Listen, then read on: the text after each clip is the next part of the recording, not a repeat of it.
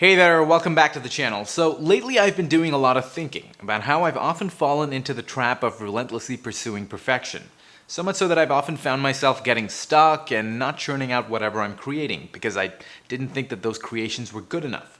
But that's when I came across a really poignant parable from the book Art and Fear by David Bales and Ted Orland that I think you might find really interesting, and this is how it goes. On the first day of a new class, a pottery teacher announced that he was dividing the class up into two groups. He instructed the first group to work together for 1 month to create one perfect pot. He then instructed the second group to create as many pots as possible during that same time frame.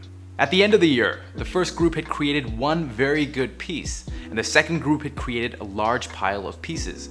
To the teacher's fascination, the pots at the bottom of the pile were especially poor quality, but the pots in the middle were somewhat better. He asked the students in the second group if they started focusing more on quality rather than on quantity.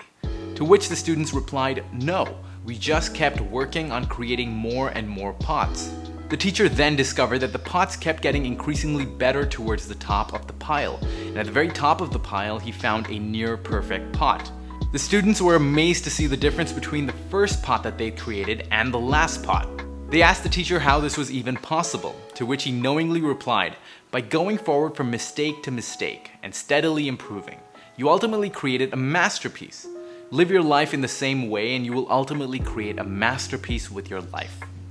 The great lesson from this is that we often end up paralyzing ourselves by chasing perfection when instead we should give ourselves a chance to fail, a lot. Because only through those failures can you actually learn what you have to improve upon. Don't believe me? Think of the last time that you learned something from a success that you had, and let me know down in the comments below. The most effective way to ultimately get close to perfection is to, at least in the beginning, focus on quantity over quality.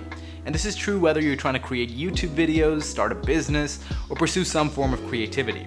By focusing on trying to generate quantity, we create a structure by which we inevitably end up improving and making small tweaks which ultimately end up compounding into something significant over time. When I first started this channel, I didn't really know how to work with the camera or edit very much, but if you take a look at my first video and then my newer stuff, I bet you can see a significant difference in the quality. What I did was first set myself a goal of 50 videos, which has now grown to 100 videos. And I'm fairly confident that by the time I get to 100 videos, I'll be even better than I was at 50.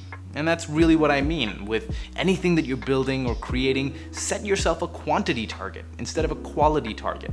Ultimately, you will see a significant improvement and you'll find that a lot of that pressure of trying to create something perfect will disappear.